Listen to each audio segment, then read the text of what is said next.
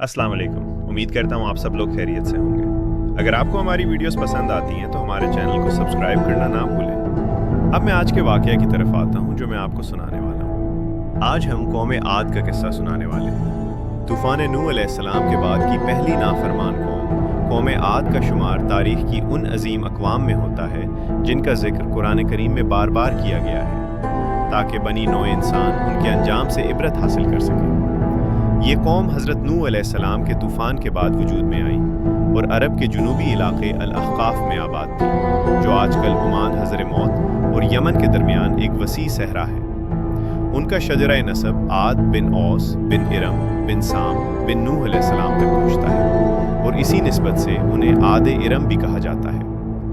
ये कौम अपने दौर की सबसे ताकतवर, खुशहाल और मुतकब्बिर कौम थी, जिसकी मिसाल दुनिया में ना थी। कौम आद को अल्लाह ताला ने बेपनाह जिस्मानी कुव्वत और तवील उम्र से नवाजा था।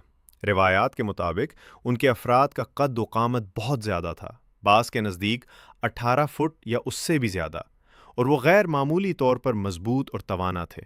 उनकी जिस्मानी साख्त ऐसी थी कि वो न जल्द बूढ़े होते थे, न बीमार पड़ते थे, और ना ही उनके दांत टूटते थे, जिसकी वजह से उनमें एक शदीद गुरूर और तकब्बुर पैदा हो गया था। उनका रहन सहन भी उनकी ताकत का अक्कास था।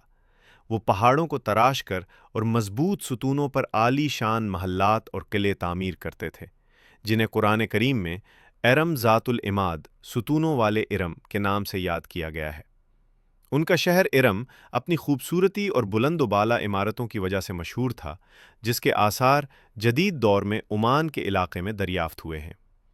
अल-अहक़ाफ़ का इलाका उस वक्त सरसब्ज़ और शादाब था, जहाँ बागात, खेतियाँ और चश्मे थे। उनकी मईशत मजबूत थी और वो अनाज, फलों और मवेशियों की कसरत की वजह से खुशहाल ज़िंदगी गुजारते थे। कौम आद के मुतल्लिक़ तफ़सीलात कुछ इस तरह मिलती हैं। इलाक़तुल अहक़ाफ़, ओमान, यमन और हज़रमौत के दरमियान जिस्मानी ताकत गैर मामूली, कद व कामत मजबूत और तवाना, रहन सहन पहाड़ों को तराश कर आलीशान महल्लात और किलों में रहते थे।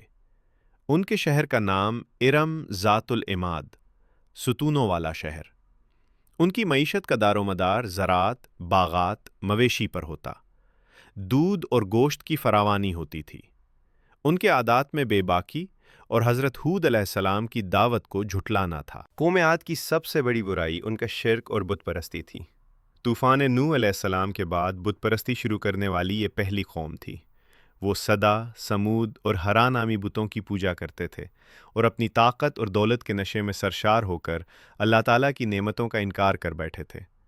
उनकी बेबाकी का आलम ये था कि वो अपनी ताकत पर फ़ख्र करते हुए कहते थे, हमसे ज़्यादा ताकतवर कौन है? सूरह हामुस सजदा आयत नंबर 15। अल्लाह ताला ने उनकी हिदायत के लिए उन्हीं में से एक नेक और सालेह बंदे हज़रत हूद अलैहिस्सलाम को नबी बनाकर भेजा। हज़रत हूद अलैहिस्सलाम ने उन्हें तौहीद की दावत दी, शिर्क से रोका और उनके तकब्बुर पर उन्हें नसीहत की कि वो अल्लाह से मग़फ़िरत तलब करें ताकि उनकी ताकत और माल में मज़ीद इजाफ़ा हो। कौम आद ने हज़रत हूद अलैहिस्सलाम की दावत को झुटला दिया और उनका मजाक उड़ाया। उन्होंने हज़रत हूद अलैहिस्सलाम को अहमक और झूठा करार दिया और अपने आबा व अजदाद के माबूदों को छोड़ने से इनकार कर दिया। उनकी मुसलसल नाफरमानी के नतीजे में सबसे पहले उन पर 3 साल की शदीद कहतसाली मुसल्लत की गई, जिससे उनके बागात और खेतियाँ खुश्क हो गईं और मवेशी मरने लगे। जब कहत से परेशान होकर उन्होंने बारिश की दुआ की तो अल्लाह ताला ने उन्हें 3 तरह के बादल दिखाए, सफ़ेद, सुर्ख और सियाह। उन्होंने सियाह बादल को ये समझकर चुना कि ये खूब बारिश बरसाएगा, लेकिन वो दरहकीकत उनकी तबाही का बादल था। अल्लाह ताला का अज़ाब एक तेज़ और ठंडी आंधी की सूरत में नाजिल हुआ, जिसे कुरान में रीह सरसर कहा गया है। ये अज़ाब 7 रातें और 8 दिन मुसलसल जारी रहा। उसने उन पर उस तेज़ आंधी को 7 रातें और 8 दिन मुसलसल मुसल्लत रखा, तो तुम उन लोगों को इसमें इस तरह गिरे हुए देखोगे जैसे वो खजूर के खोखले तने हों। उस आंधी ने कौम आद के तमाम मुतकब्बिर और नाफरमान अफराद को जड़ों से उखड़े हुए खजूर के तनों की तरह ज़मीन पर पछाड़ दिया और उनके आलीशान महल्लात और किलों को तबाह बर्बाद कर दिया। ज़मीन पर कोई जानदार जिंदा न बचा। उस हौलनाक अज़ाब से सिर्फ हज़रत हूद अलैहिस्सलाम और उन पर ईमान लाने वाले चंद साथी महफूज रहे, اللہ تعالیٰ نے انہیں ایک محفوظ بستی حزیرہ میں پناہ دی تھی۔